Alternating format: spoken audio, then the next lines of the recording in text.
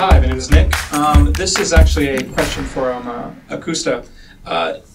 During those matches, it seemed as if part of their strategy was to put a lot of pressure on you and focus fire you a lot. Can you talk about a bit what your gameplay was like and if you felt any more pressure than usual during those matches? In the current meta, there's a lot of solo support, so putting as much pressure as you can on the solo support as they can't get any exterior healing is really important. So I didn't feel like there was any massively extra pressure on me than there usually would be. I think I played okay, other than Dorado. I think I played really poorly on Dorado, so it wasn't anything crazy, but yeah. Chris from USA Today. Did you guys feel like the long layoff contributed, especially to the match earlier in the week, to you guys getting off to a little bit of a slow start? I'm going to talk to this because I was actually having a conversation with someone about this before. There's actually statistics in real sports as well that the team that takes the first round bye is usually at a disadvantage than what they would usually be. I think it's definitely relevant. Puts more pressure on, longer time since you played on the stage. Like you look at London when their first match against Gladiators as well, they came out a little slow. So, obviously we played badly. It's all on us. But, I definitely hope that the format has changed in the future. Hey, Josh from Blitz Esports. Custa, I got you. Okay. You're the boss now. You get to change the format. You got the magic Custa pen. You get to rewrite the format for Season 2. Yeah. What are you doing? Oh god, I would like to play less matches per week. I think maybe not one match a week, but if you could do 3 matches over 2 weeks, I think that'd be a nice balance, gives teams more time to prepare. I think the playoff format could be a little different in terms of how long there is, the patch that changes. You're seeing some of the best teams from stage 4 come into this new patch and just be really bad. So when you're playing for the most money, I don't think a patch should be changed at that point. There's a lot of little things that I would like to change, but I think they're the most important ones. Hey there, Adam from Akshon Esports. So to follow up on that a little bit, I would say that the playoff meta has seen a kind of a shift in the power standings, if you will, of the teams that are in playoffs. What do you think was the kind of key factor in thriving in this playoffs meta? Anyone else want to take this? I don't want to answer another question.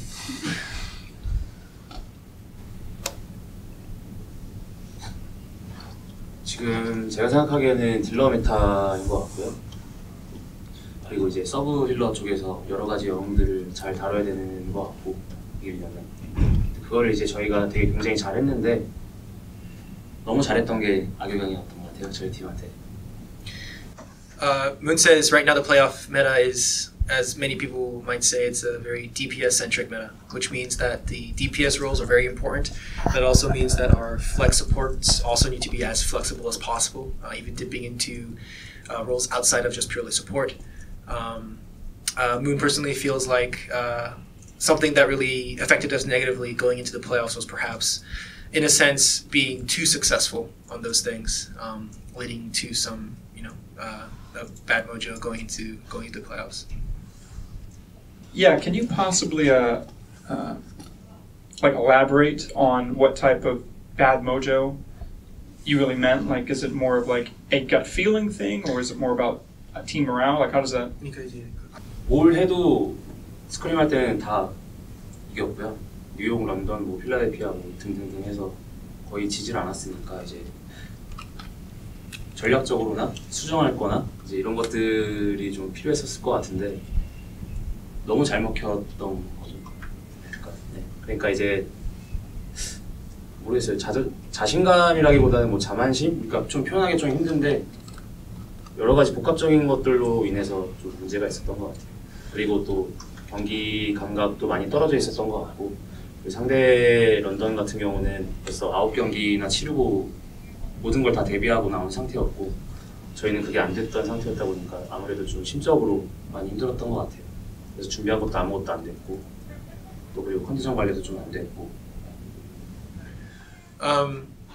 In a sense, on the scrims, we were actually quite successful against Philadelphia, New York. I mean, whoever we went up against, what we prepared was very effective.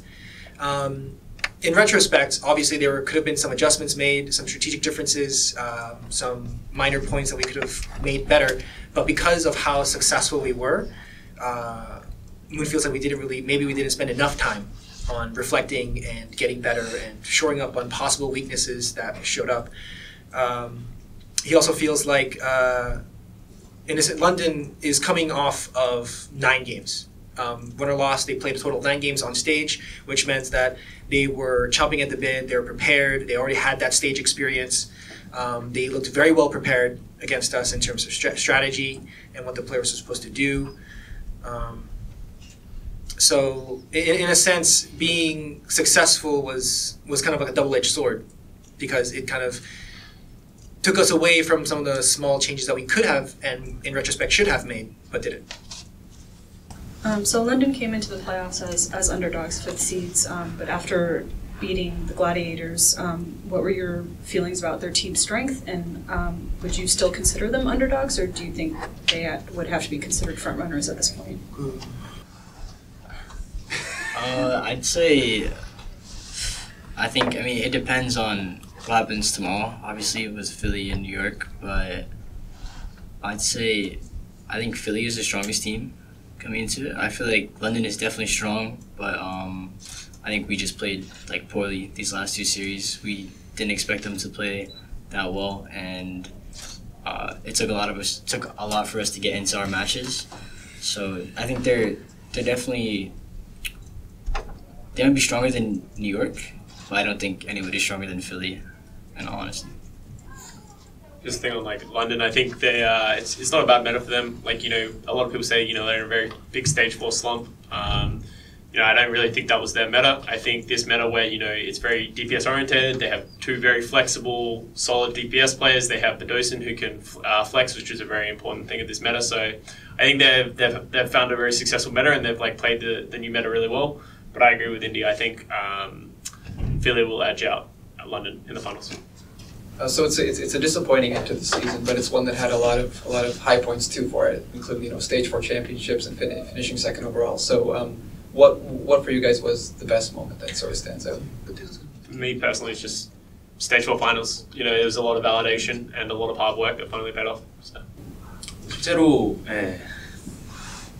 많은 변화가 일어났고, 그 많은 변화를 주면서 성공적인 시즌을 마쳤고, 그리고 충분히 이제 팬들한테 박수를 받을 만한 성적을 거뒀다고 생각을 해요. 시즌 성적 자체만 놓고 보면.